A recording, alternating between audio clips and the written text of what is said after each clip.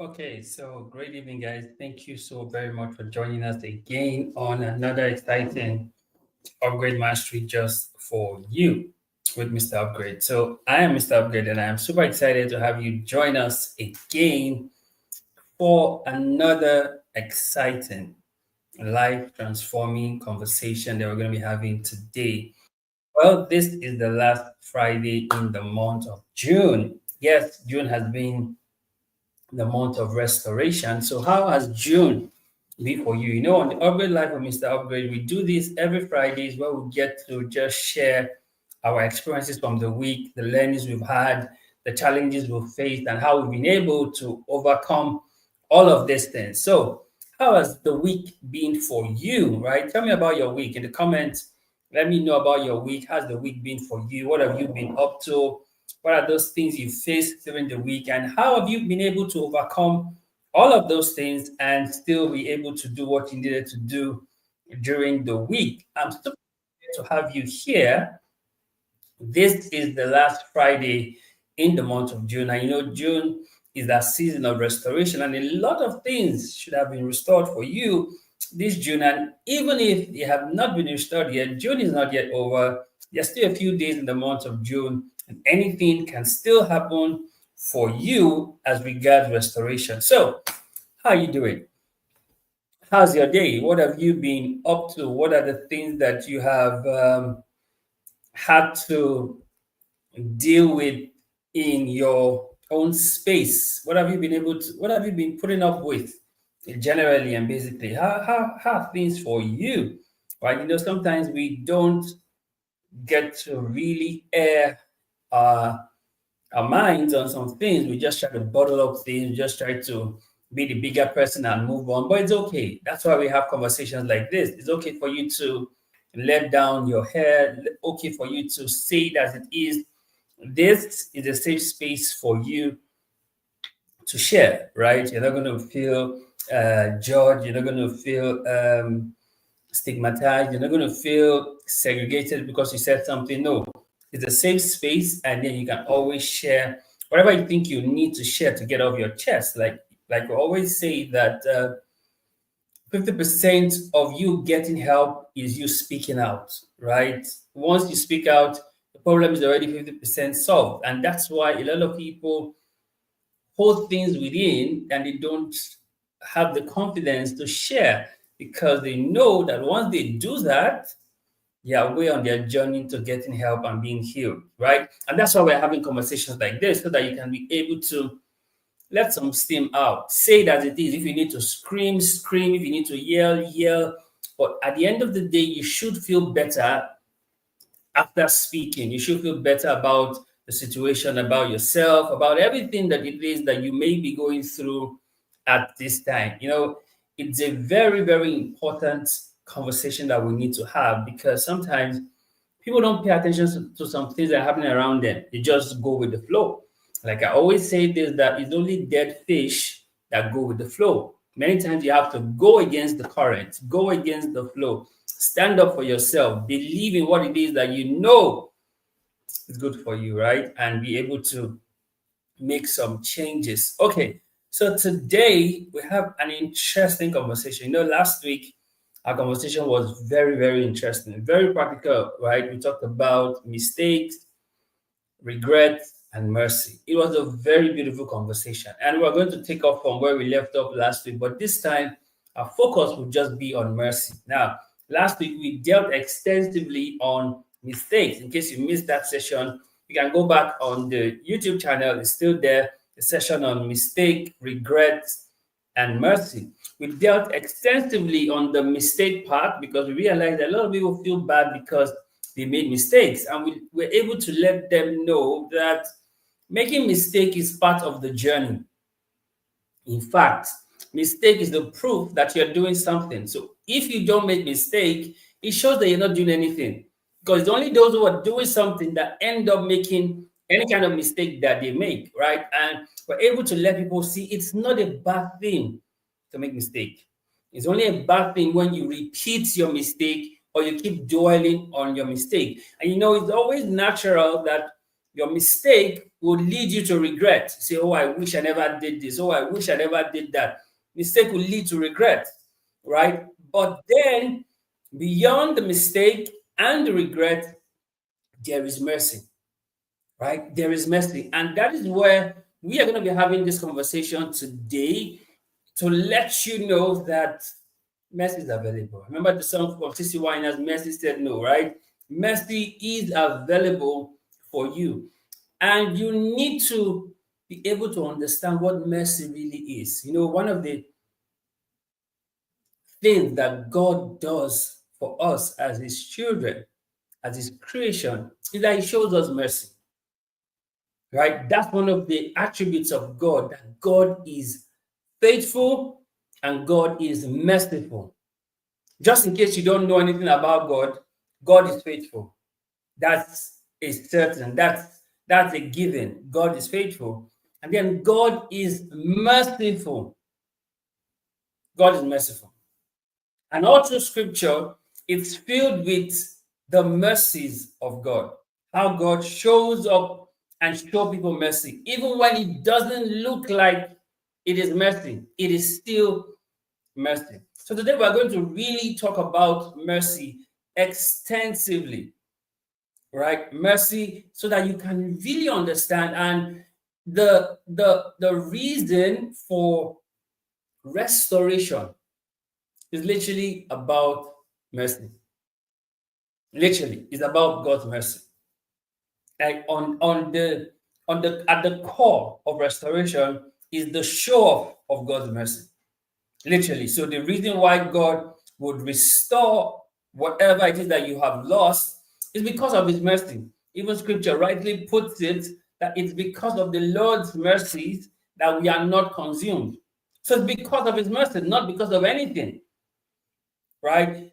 And understanding this just helps you to realize that not just enough that God shows mercy. What is more even interesting is that you are a candidate of God's mercy. Are you getting this? So this is enough to make you feel excited. So it's not just enough that God shows mercy, it's also knowing that you are a candidate. You are a beneficiary of that mercy. Now, if you cast your mind back to a very popular story in Luke 15 about the prodigal son, now you will see that the intention and the plan he had when he said he was going to go back home was to become a servant. Literally, that was his intention. Like, okay, I'm no longer worthy to be my father's son anymore because of what I had done. Let me just be one of his servants. After all, the servant had enough food to eat and to spare. But on getting back home, the father did not make him a servant. He restored him back to sonship. That is proof of mercy. Literally, that's proof of mercy. What he went home with the idea of was not what he got. And that's why I tell people that mercy doesn't give you what you deserve. Mercy gives you what is reserved. I'm getting this. Mercy doesn't give you what you deserve. Mercy gives you what is reserved. So that's what we're going to talk about today, about mercy. I'm going to show some perspective you probably have never looked at mercy from, and even some of the things that seemingly doesn't look good that happens to you is still an act of God's mercy. And I gotta be wondering, like, come on, what are you saying? How can you say something that is a disadvantage to me is an act of God's mercy? Follow me closely. We're going to have that conversation today. And I look forward to taking your questions. So if you have any questions whatsoever, feel free. Send me your questions. I look forward to taking your questions so that we can really just have this gist, right? So that you can really understand what it is that I am talking about, right? Because the truth is this: when you truly gain clarity and understanding, it changes your perspective and it changes how you live your life, knowing what you now know now, right? So that's why we encourage people to join in, ask your questions so that you can be clear, because Assumption is the lowest level of knowledge, and you cannot live life on assumption, right? You need to actually know, gain clarity, have understanding. That's the best way to live than living with assumption. So, okay, let me just assume, let me just assume. No, don't assume.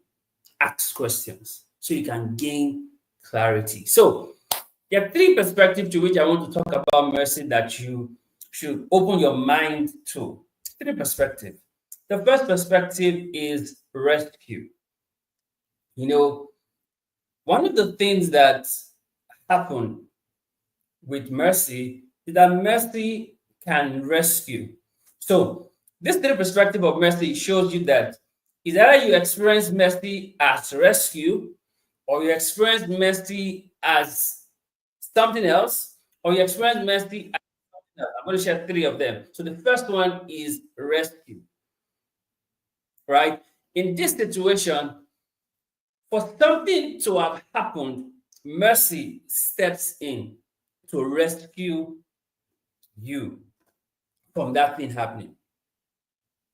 That's also an aspect of mercy. And let's flip our minds back to Esther and the Jews, right? When they were in captivity, right? Haman intended to annihilate the Jews, and he had made the king to schedule the date for the execution. Now, one day, the king could not sleep, and then he asked for the book of the Chronicles to be brought to him. And then while he was going through the book of the Chronicles, he stumbled at the part where Mordecai had foiled the plan that he had against to assassinate the king. And then he asked, what had been done for Mordecai? And he said nothing. And I said, okay. Who's in the court? Haman was just strolling in at that time. And then the king asked Haman, what would be done for someone who the king decides to honor? Haman thinking like, as the real guy that is here, who else would the king want to honor except me? And he said, okay, the king will do this, the king will do this, the king will do this. The king was like, fantastic, this is amazing. And when it was done, the king says, everything you have said, do not miss one. Do all of it for Mordecai. I can imagine the disgust in Mordecai's face. Like, are you for real? All of this for Mordecai, the guy that I'm planning to destroy, the guy that I hate with so much passion?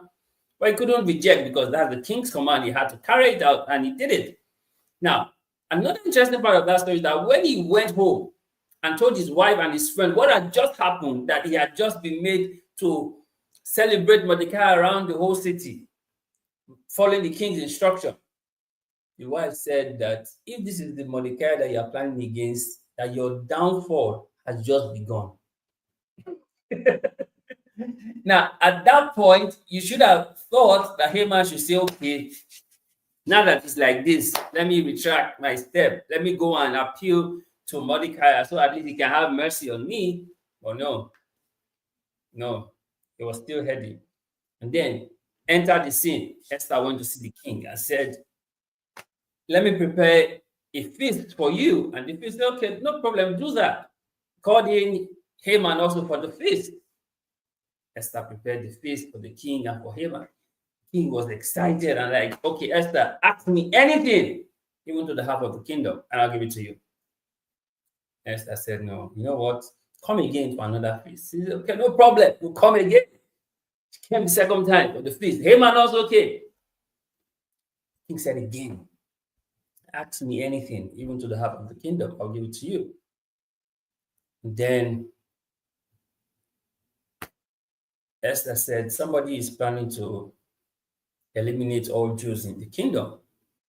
The king was like, how is that even possible? So the king got up and left and went out, and Haman went and started trying to appeal to Esther. Then the king came back and saw the position Haman was with Esther. Like, what is this? I don't get this. What's happening here? What's happening here? And instantly, he instructed that Haman should be hung. Now, Haman, who had planned to eliminate all Jews, ended up being the one eliminated. That's an example of how mercy can rescue.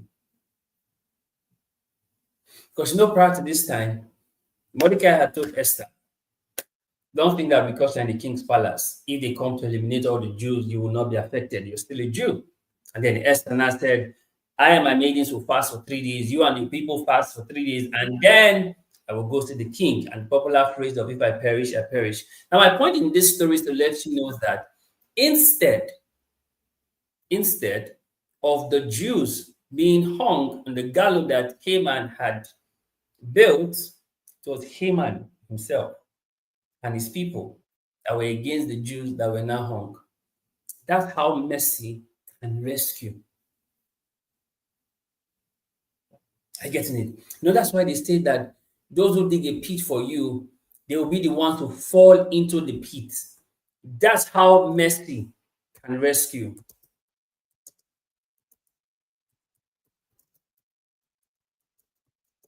Are you getting it? That's how mercy can rescue. Those who had planned against the Jews were the ones who were eliminated. And the Jews, they lived to see another day. So the first thing you need to understand is this, very simple.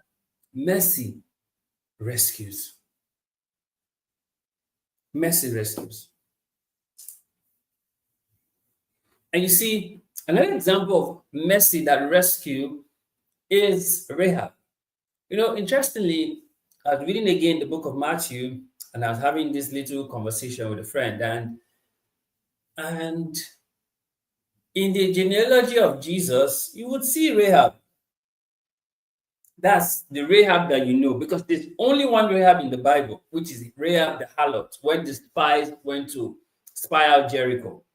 The harlot that hid the 2 spies that was sent to spy out Jericho by Joshua, that harlot is Rahab. That Rahab is in the genealogy of Christ in the book of Matthew chapter 1. Now, the whole of Jericho was captured, was destroyed, but only Rahab was rescued. Because while she saved the spies, she hid them. When they were leaving, she made them make a covenant with her that when they come to take Jericho, because she knew, she also told the spies that the whole of Jericho knew that the Israelites were coming, and they were already afraid. Their strength had left them. But she asked to find mercy in their sight and said, for what I have done for you, when you come, preserve me and those of my household. And they said, no problem. Let down this red scarlet cloth from your window and ensure that all your family members are in your apartment when we come. Anyone outside is not covered, but anyone inside is covered. So while the whole of Jericho was captured, only Rahab and her household was rescued. That is also an act of mercy. Rahab wasn't an Israelite. That's to let you know that mercy really doesn't look at your tribe affiliation when mercy wants to rescue. There's so many other examples of rescue and mercy in scripture, but I just wanted to use these two to show you something, to see that there's an aspect of mercy that rescue. So before the disaster happened, mercy steps in. That's what happened in the case of Mordecai and the Jews. Mercy stepped in. And the people who planned, Haman and his people who planned against them, were the ones who were now hung. And in Rahab's case, because of what she did for the spies, when they came to now take over Jericho, she was rescued. Only she and her household were the ones rescued. Every other person in Jericho was captured. Every other person in Jericho didn't make it, save Rahab. So that lets you know that mercy rescues. So you must be open to seeing that side of mercy in your life. The mercy that rescues. Right? The mercy that rescues. Now, there's also another perspective of mercy. And it's very interesting also, like when mercy rescue, is the mercy that saves. You notice that Daniel said something very interesting when the king had come to meet Daniel after Daniel had survived being in lion's den. Daniel said something that the God I serve, he delivers, he rescues. Right? The second aspect of mercy that you should open towards is the aspect that mercy saves. Mercy saves. Now, in this case, mercy is not going to rescue you to say, okay, let the thing not even happen. Mercy saves you even when the thing has happened. So I'll give you a case in point. A very interesting story that you are also familiar with. In John chapter 8, right? Jesus was doing his thing, and then suddenly there was a mammoth crowd coming towards him, dragging a lady in front of them, pushing her, pulling her. They brought her before Jesus. She fell on the ground. And then they said, according to the laws of Moses, this woman is caught in the very act. And anyone caught in the very act ought to be stoned to death. Jesus, what say ye? What say ye? And Jesus was writing on the floor. He didn't say anything to them. My friend Emmanuel shared a podcast episode on this, only quality response, right? And that's an amazing episode. I recommend you go listen to that episode. You can also find it on Spotify and Wow FM. It's added Spotify now to it, right? Find it on Wow FM or Spotify. Just look out for Let's Talk Podcast LTP with Emmanuel. Let's Talk Podcast LTP with Emmanuel. And you listen to that episode on only quality response. It is amazing. It will blow your mind, right? It's not the Boko Haram, but it will blow your mind. Now, Jesus was just writing on the floor. And then he stopped writing. He lifted up his head and said to the crowd, he didn't even try to address them, only just said to the crowd, anyone without sin, cast the first stone. Anyone without sin, cast the first stone. Now, I felt like when that woman heard that, to her, that was like a death sentence. That even Jesus, who she felt may have been her last hope, had given up hope on her. And then she started to hear stones drop on the floor. Started to hear stones drop, but she wasn't feeling any stone on her. That was even more mind-blowing for her, because in her mind, she probably would have been dead. Like, okay, that's why I'm not feeling dead. I'm already dead, so it's okay. And then, after a while, she stopped hearing any form of stone drop on the floor. She realized that she was still breathing. She was alive. And she was just there. And then Jesus spoke to her and said, woman, where are thy accusers? And then she looked around, nobody, only stones, nobody.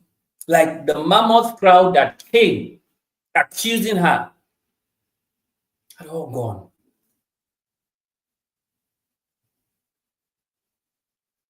And then she said, "There's none, Lord." And Jesus replied, "Neither do I condemn you.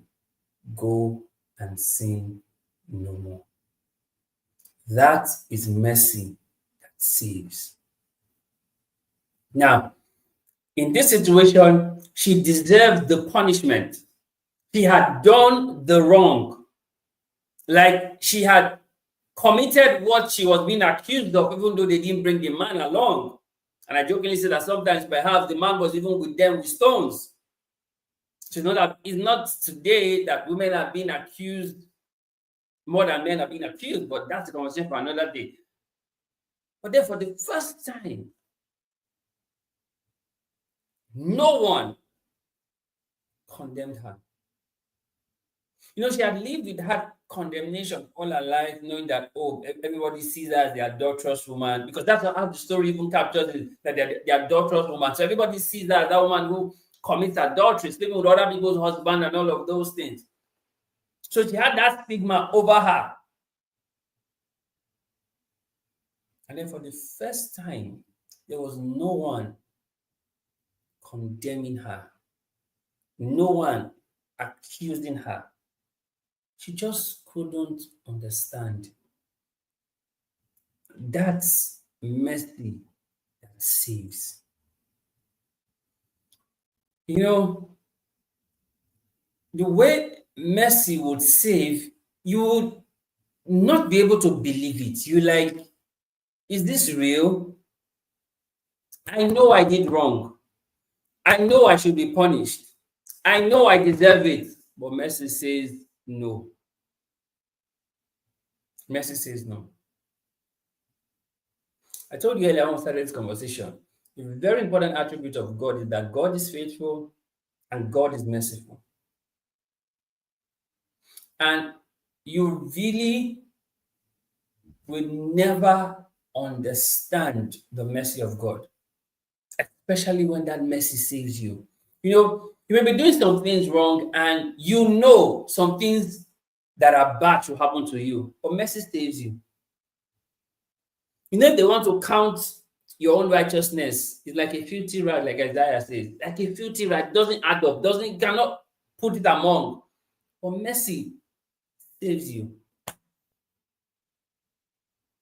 You are saved by mercy. Just like this adulterous woman was saved. That's how mercy steps in to save the situation. It's not that you didn't do the wrong, you did it, but mercy saves you.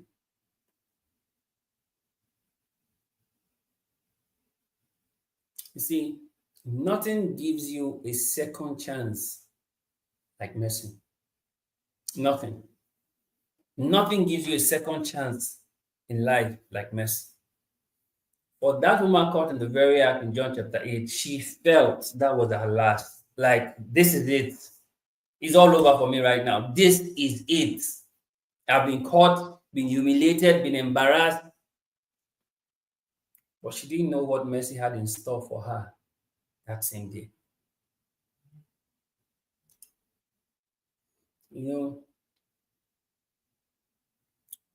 Back in the day, there was this old chorus we always sing. The steadfast love of the Lord never ceases. His mercy never comes to an end. They are new every morning. Great is your faithfulness. If you sing that song, you can now understand the words properly. This is how mercy saves. And that adulterous woman would have thought when she was caught, that was it. But mercy saves. Mercy saves. Another example of mercy saves is the thief on the cross. Many times when we celebrate Easter about the resurrection of Christ, right? A part that we really are silent about, that we really don't talk much about, are those two thieves on the cross, right? Now, according to their custom at that time, thieves are crucified. people who have been caught stealing and all of that, depending on the level of their crime, they crucify them. Now, Jesus, when he was crucified between two thieves, one on the left and on the right, two thieves. One of them said, if truly you are the Son of God, why don't you save us and save yourself? Now, that thief had a perception of what mercy looks like, or what mercy does, that mercy can save, but not with the right intention. It was more of mocking, save yourself, then save us. He was trying to make Jesus prove a point. I know that was the same thing that the tempter had done to Jesus in Matthew chapter 4, when he said, if you are the Son of God, turn these stones to bread, wanting Jesus to prove a point. I know the interesting part about that story in Matthew chapter 4. In Matthew chapter 3, the last verse, the heavens had just opened and the voice had declared, this is my beloved Son, in whom I am well pleased. That was the voice that everyone heard at the baptism of Jesus, when he was baptized in Jordan by John the Baptist. And in Matthew chapter 4, he went into the wilderness for 40 days and 40 nights to fast and to pray. And then when he was done, he was tired. And then the tempter showed up. The first thing he said, if you are. You see, that's always the question of identity. I remember Daniel said, Daniel 11:32b, they that know their God shall be strong and do exploit. So if you are the Son of God, turn these stones to bread. That's what the thief on the cross was also saying again, wanting Jesus to prove a point. And he said, if you truly can do all that they say you can do, why don't you save yourself and then save us? The other thief said, no, don't act like that. This man is innocent of whatever he's been accused of. We are guilty. We deserve this punishment. We deserve to actually be crucified, but this man does not deserve to be crucified. He's unlawfully being punished, but we are being lawfully punished for our crimes. Like you say, if you don't want to do the time, don't do the crime. But these guys were not doing the time, they were being crucified. And this other thief said, we really deserve to be crucified, but this guy doesn't. And then he said to Jesus, when you go to your kingdom, remember me. And Jesus said, this guy is going to see that mercy saves. He's going to see that mercy truly saves. And he says, today you will be with me in paradise. That thief on the cross got a one-way ticket to heaven. That's how mercy can save. He lived all his life doing all the wrong things, thinkable and unthinkable. And in that last minute, mercy stepped in and saved him.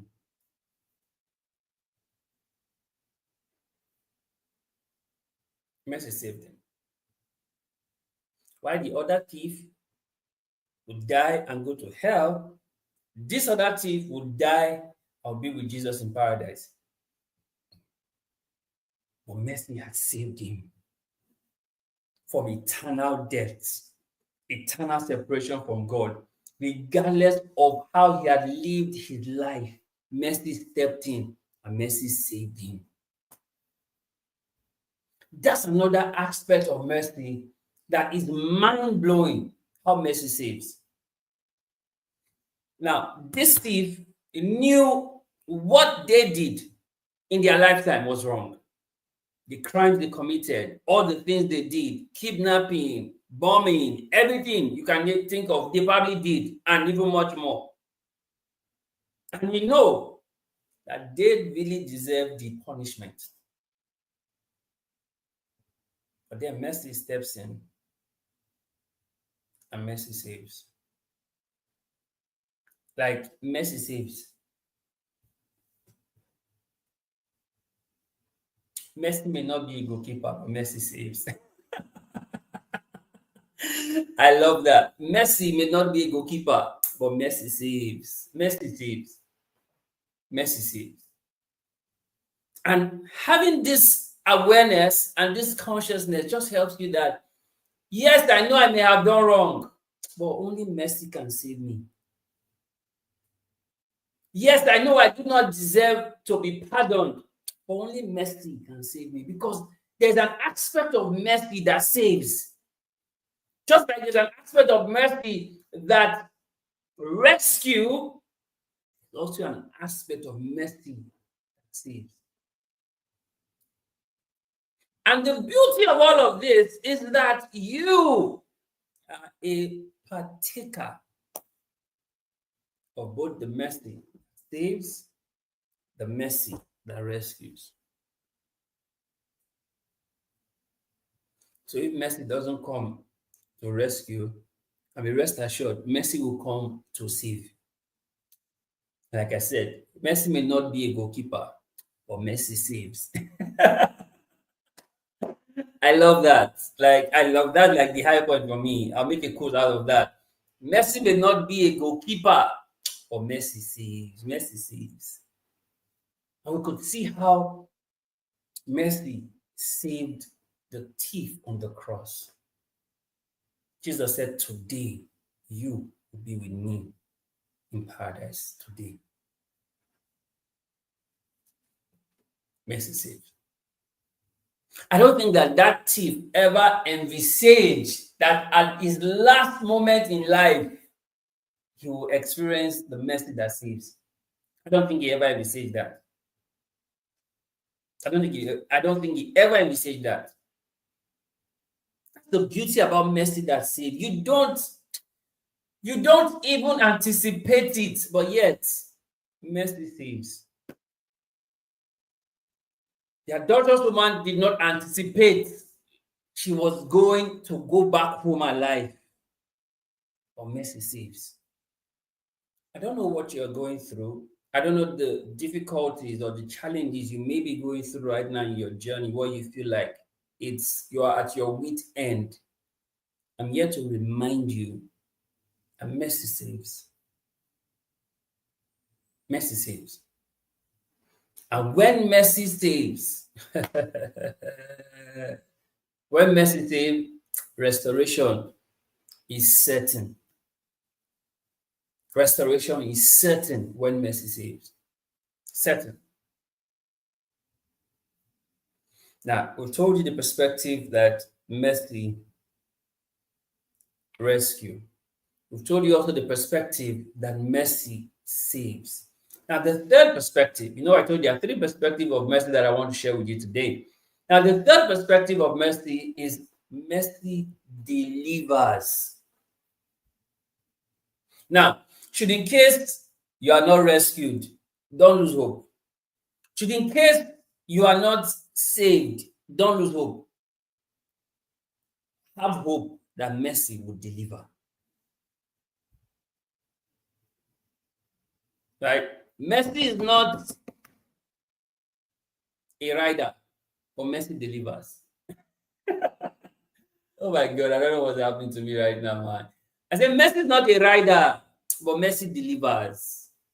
Right? The same way, mercy is not a goalkeeper, but mercy saves. Mercy is not a rider, but mercy delivers. He delivers. Right? Remember the three Hebrew boys in Daniel chapter 3. Right? Now, these guys, Nebuchadnezzar had made the golden image and said, everyone, when they hear the sound of the musical instrument, they should all bow down and worship the golden image.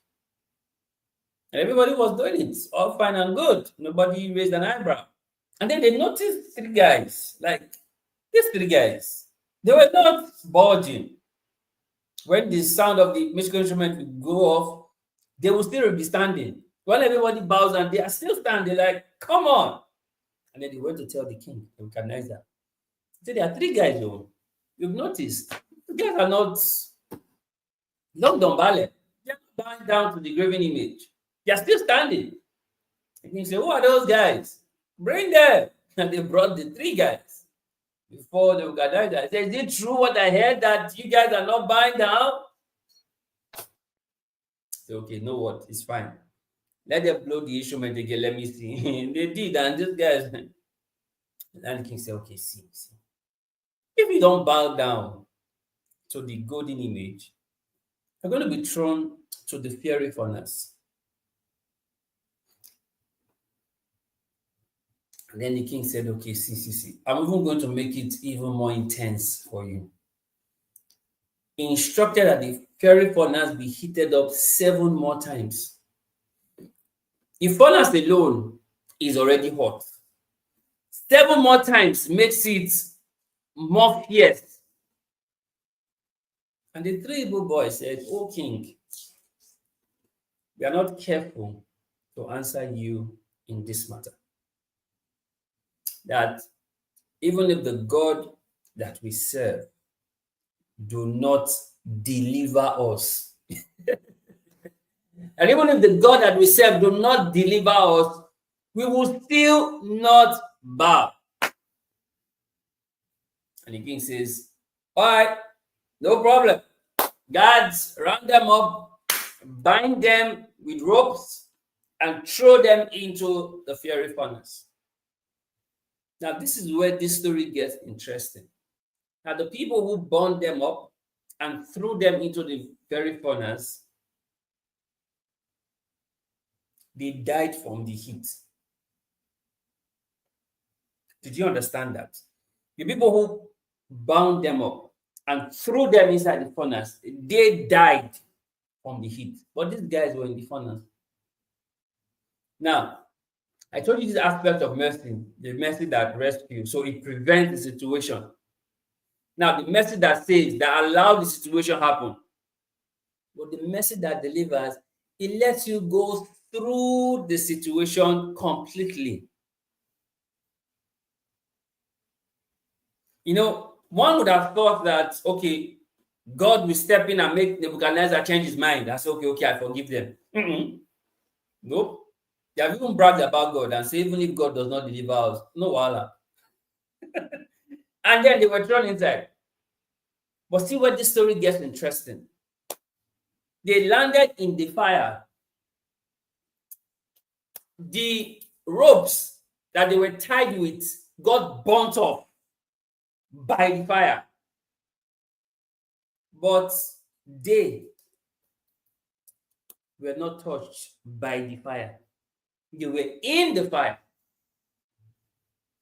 Have you ever been cooking with your gas or your stove or whatever thing you're cooking with, and then suddenly, mistakenly, your hand goes through, touches the flame of the fire?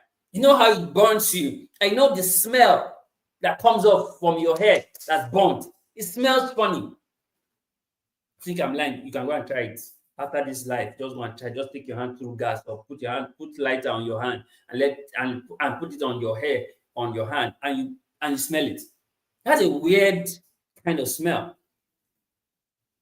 right? And these guys were in the fire. The ropes that were used in tying them hand and feet burnt off by the fire, but they were still in the fire. But it's the one who delivers. The mercy that delivers showed up with them in the fire. And then the king said, was it not 3 guys we threw into the fire? How come I see a 4th man with them in the fire? That is the mercy that delivers. He shows up. And then the king commanded that they be brought out of the fire. Like I told you earlier, when you're cooking and your hand mistakenly gets on the flame, it gets burnt and it smells. And these guys came out from the fire, not even the smell of smoke. Have you been in a place where they are using firewood to cook? All those big parties, they're using firewood to cook, right? and then you walk past where the firewood is, you will have a smell of smoke on you because of the smoke from the firewood. Now, these guys thrown into a fiery furnace didn't even have the smell of smoke. They didn't have the smell of smoke. Human being will have fatty tissues. Like if you put yourself on fire, you will be smelling funny. You'll be smelling like meat. You'll be smelling funny. They didn't have the smell of smoke. They were not burnt in any way. That's mercy that delivers. Like you go through it, but the mercy still delivers you. They went through what they went through. God didn't stop them from being thrown into the fire. It didn't stop the fire from being heated 7 more times. But the mercy that delivers was with them.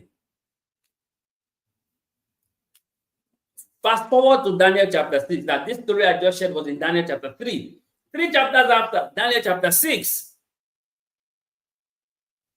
The other princes conspired against Daniel and said, okay, let's make the king to pass a decree and no one should pray to any other god for 30 days apart from the king. They were looking for a way to catch Daniel because they found no fault in Daniel except in the case of his God.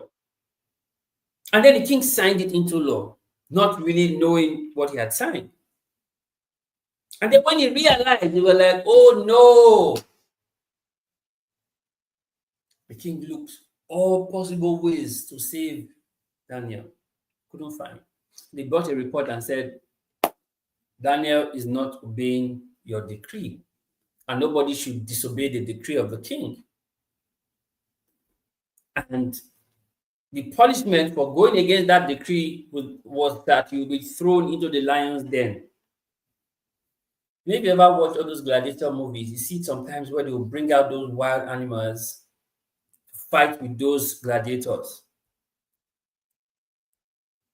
Now, this is not like a fight. This is like a den. This is where lions just chill.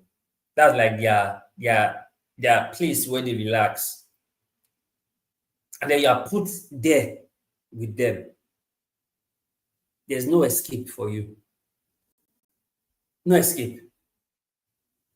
So the king looked for ways to save Daniel, but couldn't find any. And then he said to Daniel, oh God, oh Daniel, may the God that you serve continually be able to deliver you.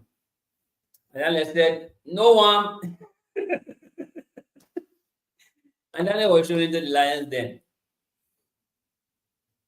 And that night the king could not sleep. The king was awake, couldn't sleep.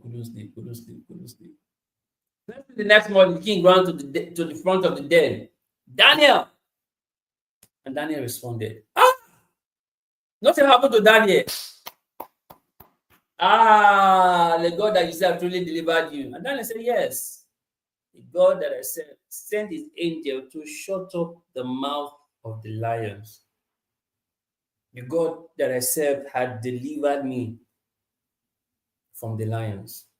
And the king commanded that Daniel be brought out from the lions den, and all the people and their families that conspired against Daniel, the king commanded that they be thrown into the lions den.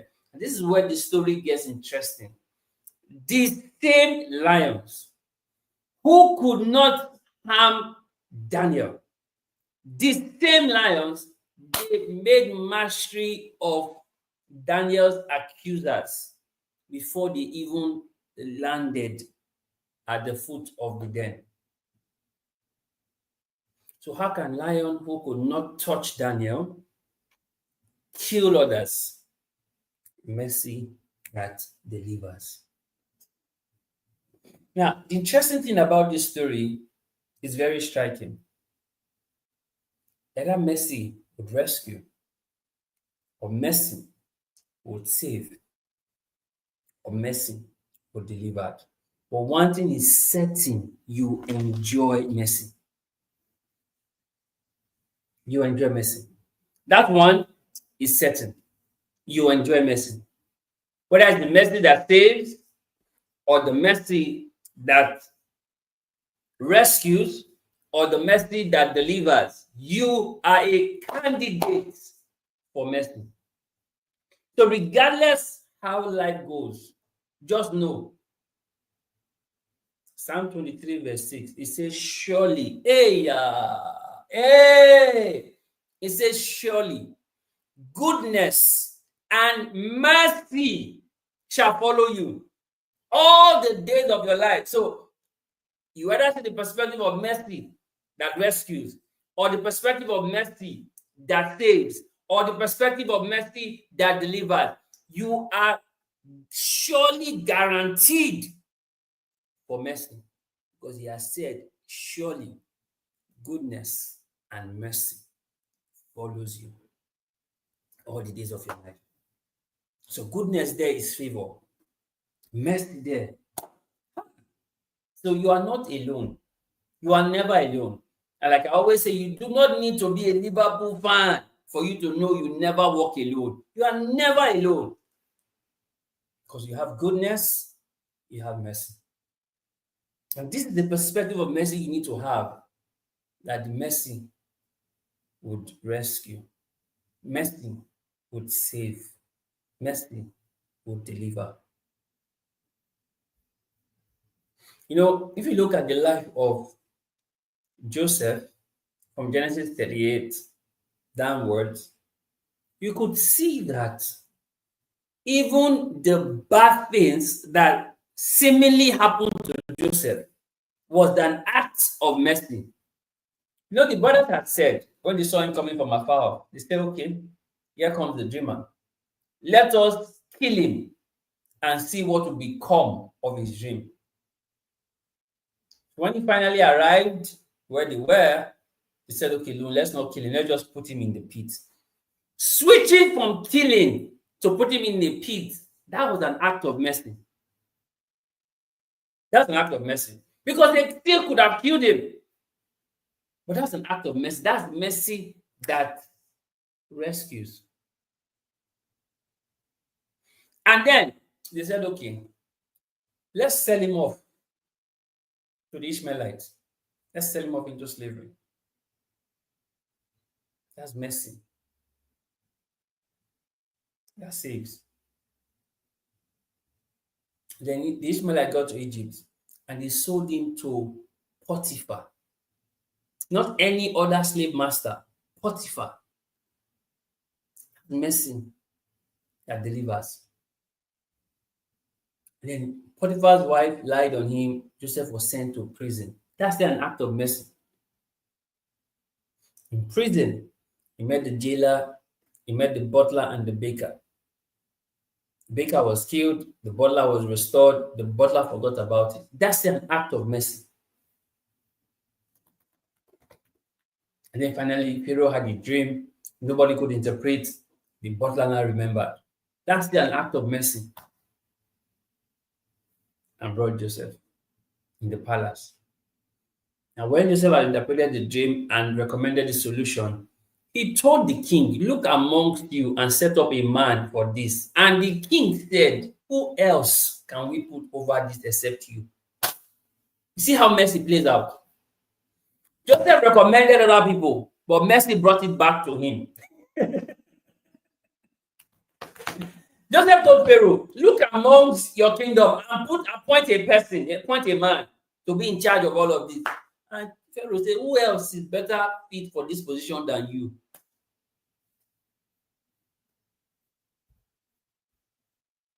You see, everything that Joseph went through was an act of God's mercy. An act of God's mercy. And you see, you always experience mercy from two perspectives. Restoration, new thing. Right? For Job's case, all of God's mercy was summed up in restoration. Job had double for his trouble. Everything he lost, he got double for it. Right? For the Israelites, there was a new beginning, a new thing. They were leaving Egypt. Remember, they had been in Egypt for 430 years as slaves. They were leaving Egypt. That was a new thing. No wonder David could say in Psalm 126 that when God turned again the captivity of Zion, we were like them that dream. It was like a dream. It was like a dream. For 430 years, they were slaves in Egypt. And one day came, they got their freedom and they left Egypt, never to return again. That's the new thing. You can also see mercy can bring in restoration, mercy can bring in the new thing. It's still messy. It's still messy. You know, there's a part of mercy we don't even talk about much about the children of Israel when they were in Egypt. Remember when Moses first came to tell Pharaoh that let my people go, let them go and worship me at the mountains. And Pharaoh said, it's because these people don't have work. That's why they are thinking of going to worship. Now, Pharaoh instructed his foremen and told them to remove straw from the workers and let them still deliver the same amount of work they were delivering when they had straw. Now you see why scripture said that the more they afflicted them, the more they. That's mercy. The more they were afflicted, the more they grew. That's mercy. So guess what? The Israelites were not given straws anymore for their work, and yet they were expected to deliver the same level of work without straw. And they did. That's mercy. They perhaps never even noticed that. That's mercy.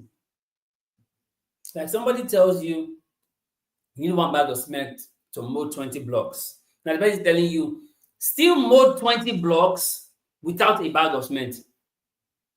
And you still molded 20 blocks without the bag of cement. That is mercy. And when Moses started out with the plagues, while the plagues affected the whole of Egypt, Goshen, where the children of Israel resided, there was no form of plague. That again is mercy. That again is mercy. They didn't experience any kind of plague. The whole of Egypt was suffering from different kind of plagues. But Goshen never had one. The Egyptian experienced 10 different plagues. 10. 10 different plagues. 10. 10. But the Israelites in Goshen didn't experience one plague. Not even one. That's mercy. And then, the other of them all among the plagues was the 10th plague, where the angel of death was let loose to kill all firstborns, including man and beast. All firstborns, including animals.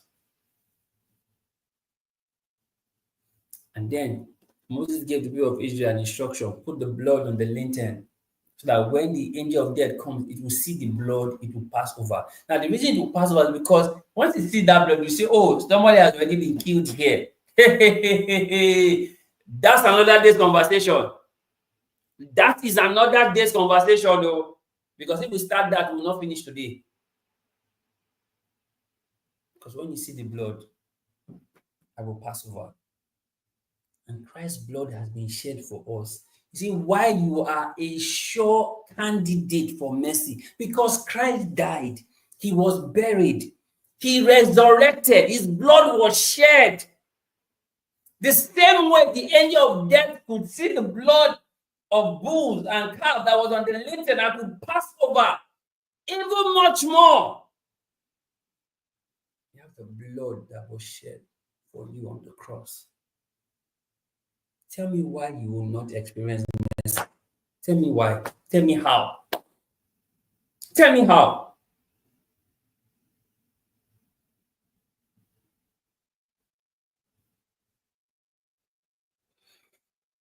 It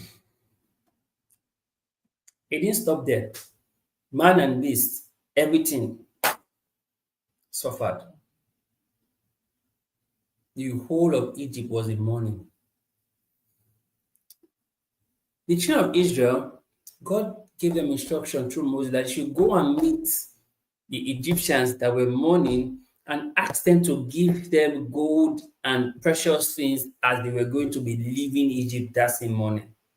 Now imagine somebody who is mourning the death of his firstborn or his first child or his animal, mourning that same death, yet you are still coming to request gold and precious things from the same person who is mourning, and the same person that is mourning gives you everything you ask for.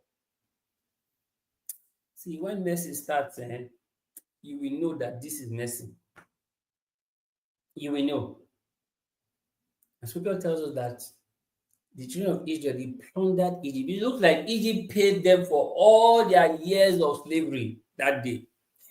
They plundered Egypt. So everybody went to their bosses that they have been working for. Say, okay, I'm leaving, you give me something. They're giving them gold. See, that's why they even had the gold they used to do the golden calf in the wilderness. Where do you think the gold came from? You thought they harvested gold in the wilderness? No, it was the gold that they collected from the Egyptians. They plundered Egypt. Egypt was in mourning, yet Egypt still gave her precious things to the Israelites as they were living. What can make that possible if not for mercy? Guys, this conversation is something you need to listen to again and again. And let yourself know that this mercy I've talked about, you are a candidate. It doesn't care, it doesn't matter how things look right now. You are a candidate of mercy. You are a candidate of mercy. Are you getting this? You are a candidate of mercy. Guys, in this new month of July, I will let you know what the month holds. But before the month of June ends, still expect to enjoy the mercy of God, because it's mercy that brings restoration. It's mercy that brings in new beginnings. Still expect restoration. Expect new beginning, because you are still a sure candidate for mercy. For scripture says, goodness and mercy follows you all the days of your life. Not some days, not few days, but all the days. Guys, this is it. This is where we draw the curtain for today's conversation. I believe that this has been worth your while. I believe that you have learned something on this conversation, and I know this will change everything for you moving forward. So, guys, thank you so very much for being here. Do well to share with your friends, families, loved ones, and even your enemies, because they are also candidates of mercy too. Mercy is not for a select few. Mercy is for everyone. Everyone is a candidate for mercy. And you should not suffer from where mercy can be available. I call that needless suffering. Suffering when mercy can be available is needless suffering. So, guys, thank you so much for watching, and still expect goodness and mercy in this month of June. June is not yet over for you until you sing your song of victory. June is not yet over. It's not yet over. This may be the last Friday, but June is not yet over for you. Anticipate to experience goodness and the mercy of God in this month of June, that is the month of restoration. 24 hours is too long. Like the thief on the cross was in seconds. Jesus said, today you will be in paradise. The woman caught at the very act.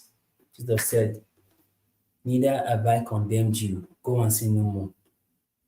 So your life can be like this in an instant. Mercy shows in. He rescues, saves, and he delivers. That's mercy for you. and it gives you restoration and new beginning. So, guys, thank you so very much for being here. I appreciate you. I do not take your time for granted.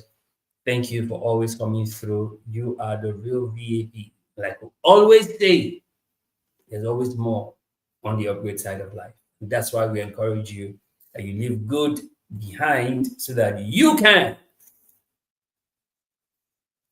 upgrade. Thank you so much for watching. God bless you.